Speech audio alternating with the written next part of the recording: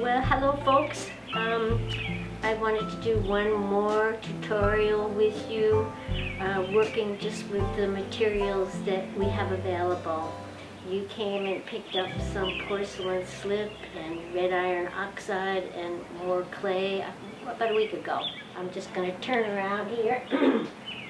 If you were in your own studio or at the college, you would have to weigh out all the materials really carefully using a triple beam scale.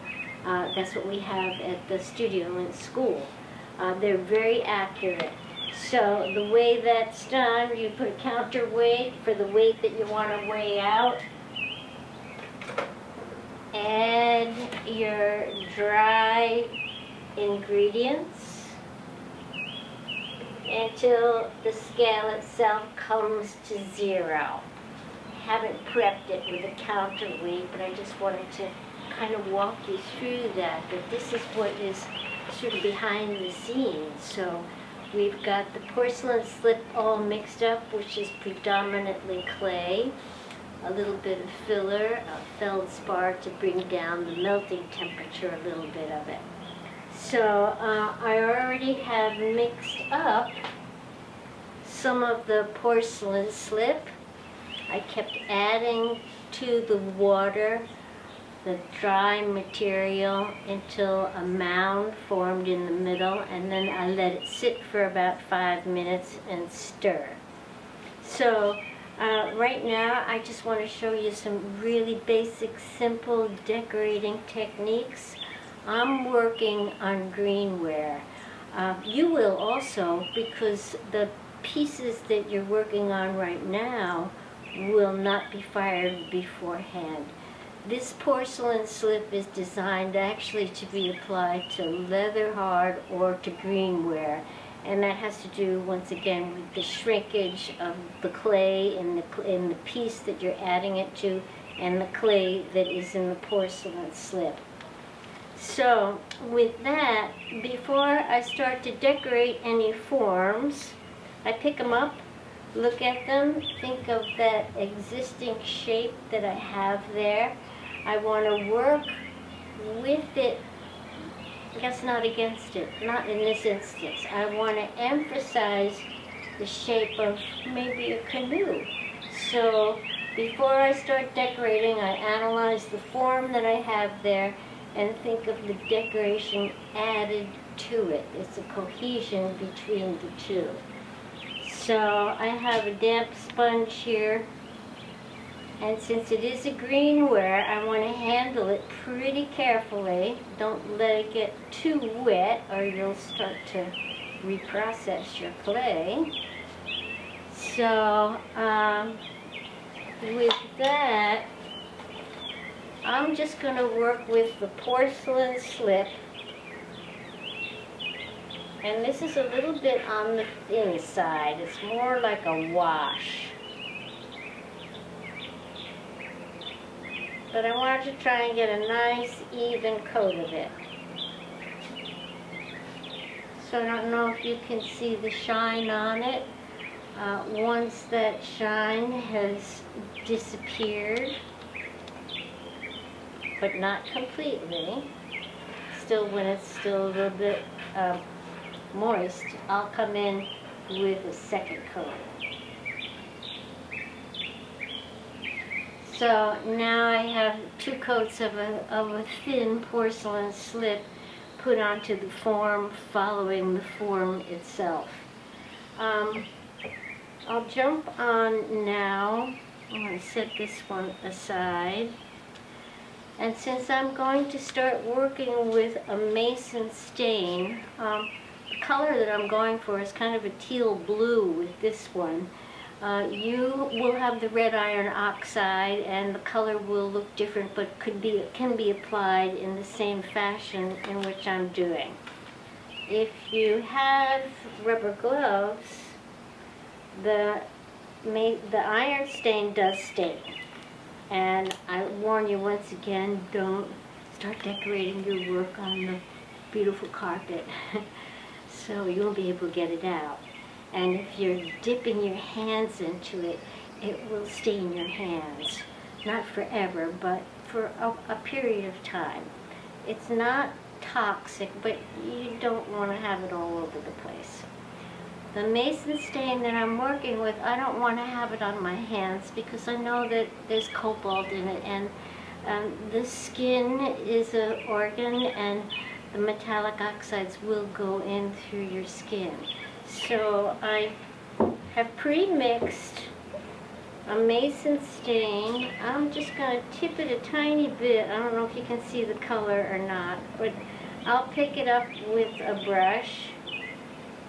And once again, I have this on the thin side. So let me just see how an application of this works over.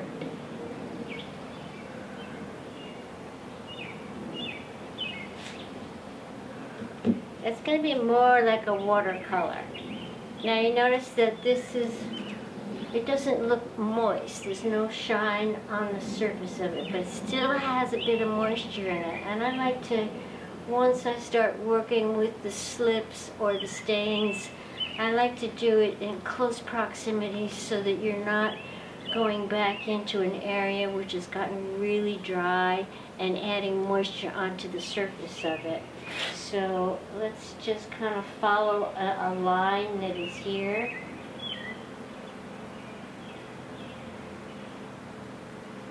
So it looks like it has a little bit of translucency to it, and it will because I haven't mixed it with the porcelain slip. So that's just a little wash on the surface. Let's say I wanted to have that to be more opaque. I would take a little bit of the porcelain slip that's already made up, add it to a container. You can see it's quite thin. I'm using them like washes. You can go thicker with the slips. You can even add components to the slip so it has a heavy texture. Alright, so you saw I put about maybe 1/4 cup of porcelain slip. Now I'm going to add quite a bit of that stain.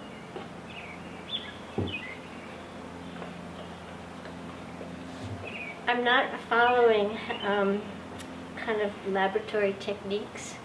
This is what's called the kitchen technique. Oh, it's about 1/2 cup of this and 1/4 cup of that. If I were teaching that in the classroom setting where we had more control over the situation, I would be approaching it in that way. Okay, so now this should have a more opaque quality to it. I'll come back in on another form. These were forms that I think I did in the first class, and I held on to them so that I could have them for this stage, though I had a number of pieces for decorating. So it's still a little bit thin.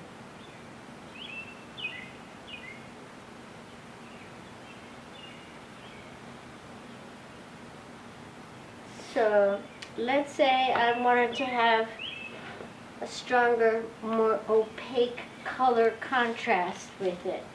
I have mixed up over here. This is red iron oxide with some of the porcelain slip, and it's a bit thicker than anything that I've been using. But let's say I want to do a simple contrasting line.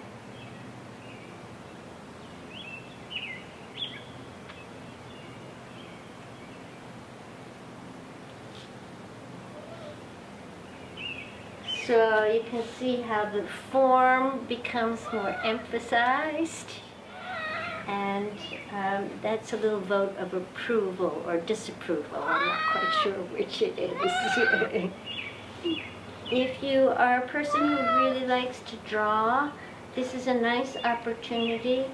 The beauty of working with the porcelain slips, any of the slips, is that they don't run, they don't move. They're applied when it's either leather hard or greenware. bis-fired on, and a clear glaze or translucent glaze usually is put over them so that you can see the decoration from underneath. So for people who want to do a little bit more complex forms, lines, I'm just doodling, folks.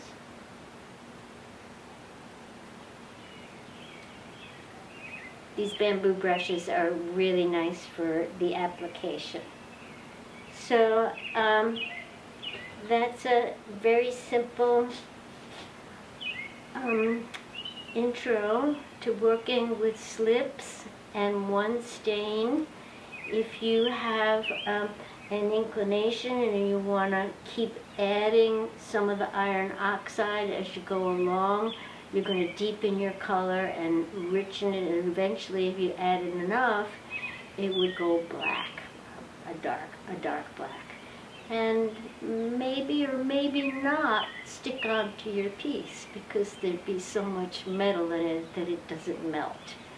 So, basic slips, stains,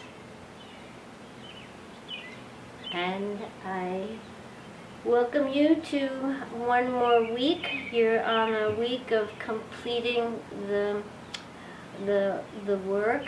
I've asked folks to please give me the names of the artists who you're going to be doing the presentation on.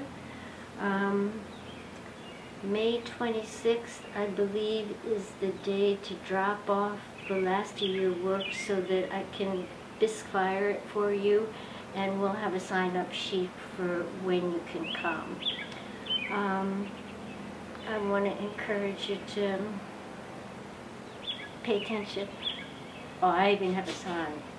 I'll be right back. Stay there. Don't go away. I found this myself.